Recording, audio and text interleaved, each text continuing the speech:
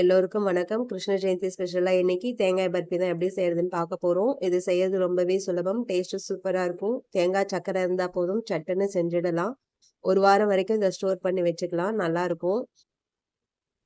பண்டிகை காலங்கள்ல முடிஞ்ச அளவுக்கு கடைகள்ல பலகாரம் வாங்கி சாமி கும்பிடுறத விட வீட்டுல நம்மளால என்ன முடியுமோ அதை செஞ்சு நம்ம சாமி கும்பிடும்போது நம்ம கையால செஞ்சு சாமி கும்பிட்டோன்ற திருப்தியும் கிடைக்கும். மனசுக்கும் ஒரு நிறைவு இருக்குங்க.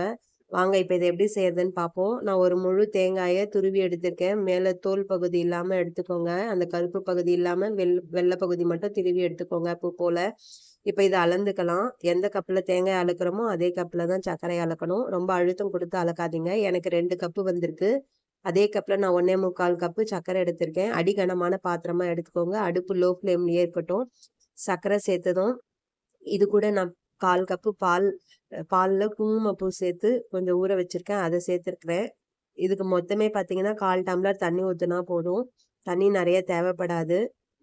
இந்த குங்குமப்பூ வந்து ஆப்ஷனல் தான். நான் கலர் வேணுன்றதுனால சேர்த்துருக்கேன். உங்களுக்கு வேண்டாம்னா ஸ்கிப் பண்ணிடலாம். இல்ல கலர் வேணும், குங்குமப்பூ இல்லைன்னீங்கன்னா ஃபுட் கலர் கூட சேர்த்துக்கலாம். இது மாதிரி நல்லா கலந்து கொடுத்துக்கிட்டே இருங்க. அடுப்பு லோ ஃப்ளேம்லயே இருக்கட்டும். சட்டுன்னு அடி பிடிச்சிரும். கைவிடாம கலந்து கொடுத்துக்கிட்டே இருங்க. அந்த சர்க்கரை முழுமையா கரைஞ்சி வரணும். கரைஞ்சி வந்ததும் அது கூட எடுத்து வச்சிருக்க தேங்காயை சேர்த்துக்கோங்க. சேர்த்து நல்லா கலந்து கொடுங்க. நல்லா கலந்துக்கிட்டே இருக்கணும். இல்லைன்னா அடி பிடிச்சிரும். அந்த சர்க்கரையோட சேர்ந்து தேங்காய் நல்லா வெந்து வரணும். இந்த ஸ்டேஜே ஒரு 10 நிமிஷம் போல ஆகும். ஆனா லோ ஃப்ளேம்ல தான் வச்சு கலந்துக்கிட்டே தான் இருக்கணும். நல்லா கலந்து கொடுத்துட்டு இது கூடவே வாசனைக்காக 1/2 டீஸ்பூன் ஏலக்காய் பொடி சேர்த்துக்கோங்க. சேர்த்து மறுபடியும் நல்லா கலந்து கொடுத்துருங்க. இப்போ இதுக்கு ஒரு பாத்திரத்துல ட்ரேல நெய் தடவிக்கோங்க. நெய் இல்லைன்னா எண்ணெய் ஏதாவது தடவிக்கோங்க. ஏன்னா அது ரெடியான பிறகு நம்ம இதெல்லாம் செஞ்சுட்டு இருக்க முடியாது. சட்டுன்னு அது இறுகிடும். இப்போ பாருங்க நல்லா சுருண்டு வர ஆரம்பிச்சிருச்சு. இப்போ நல்லா ரெடி ஆயிருக்கு பாருங்க. இது மாதிரி ஸ்டேஜ் பார்க்கும்போது கடாயில நம்ம இது கலரும் போது அடியில வெள்ளையா வரும். அந்த ஸ்டேஜ் சர்க்கரை பூத்த மாதிரி வரும். அந்த ஸ்டேஜ் கரெக்டான ஸ்டேஜ். அந்த நேரத்துல கேஸ் ஆஃப் பண்ணிட்டு ட்ரேக்கு மாத்திருங்க. ட்ரேக்கு மாத்திட்டு சூடோட இருக்கும்போதே ஒரு ஸ்பூன் இல்லைன்னா ஒரு கரண்டில அடிப்பக்கத்துல நெய் தடவிட்டு அதை ஷேப் பண்ணி கொடுத்துருங்க. சூடோட இருக்கும்போதே ஷேப் பண்ணாதான் அது பண்ண முடியும். இறுகிருச்சுன்னா தூள் தூளா ஆகிடும்.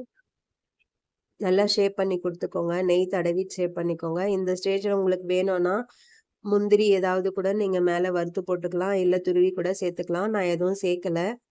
ஒரு 5 நிமிஷம் போல ஆனதும் அதை நாம இப்பவே பீஸ் போடுறதுக்காக கீறி வச்சுக்கலாம். ஏன்னா ரொம்ப இறுகிடுச்சுன்னா நம்மளால பீஸ் போட முடியாது.